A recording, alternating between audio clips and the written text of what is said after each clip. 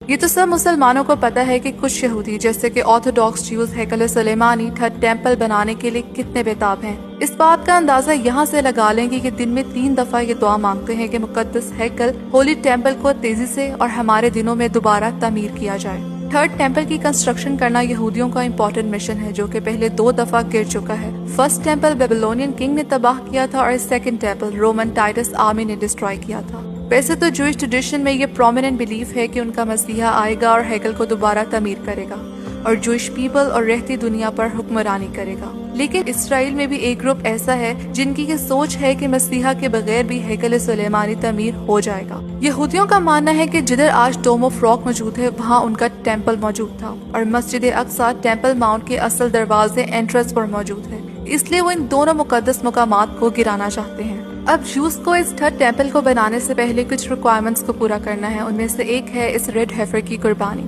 جیسا کہ جیوز کی بک آف نمبرز میں لکھا ہے کہ جہاں خدا نے اس خاص گائے کی قربانی کا حکم دیا جس کی راکھ کو پاک کرنے کے پانی کے لیے استعمال کیا جائے گا، جو پریسٹ پادریوں کو قربانیاں پیش کرنے سے پہلے پاک کرنے کے لیے ضروری ہیں۔ یہودیوں کا ماننا ہے کہ اس ریڈ کاؤ ریڈ ہیفر کی ماؤنٹ اولیو پر قربانی کی جائے گی اور اس کو جلایا جائے گا اور اس کی ایشز راکھ پادریوں کی ریچول پیوریفیکیشن کے لیے استعمال کی جائیں گی تاکہ وہ فیوچر کے تھرڈ ٹیمپل میں قربانیاں پیش کر سکیں۔ اب آپ سوچیں گے کہ دنیا میں تو ریڈ ہیفر موجود ہیں، یہودی قربانی کریں اور کنسٹرکشن شروع کر دیں، لیکن یہ اتنا سمپل نہیں ہے کیونکہ جس ریڈ ہیفر کی قربانی کرنی ہے اس کی کچھ کریکٹرسٹکس بتائی گئی ہیں کہ اس میں کوئی داغ نہ ہو، پیور ریڈ ہو، کوئی عیب نہ ہو اور جس سے کبھی کوئی کام نہ لیا گیا ہو، اور اگر گائے پر صرف 2 سیاہ یا سفید بال نظر آئیں تو جانور انویلڈ ہو جائے گا۔ اب اکارڈنگ ٹو جیوز انہیں 2000 سال بعد ریڈ ہیفر مل گئے ہیں جن میں وہ خصوصیات موجود ہیں جو قربانی کے لیے ضروری تھی۔ یہودیوں کے لیے تھرڈ ٹیمپل کی کنسٹرکشن اور ریڈ ہیفر کی قربانی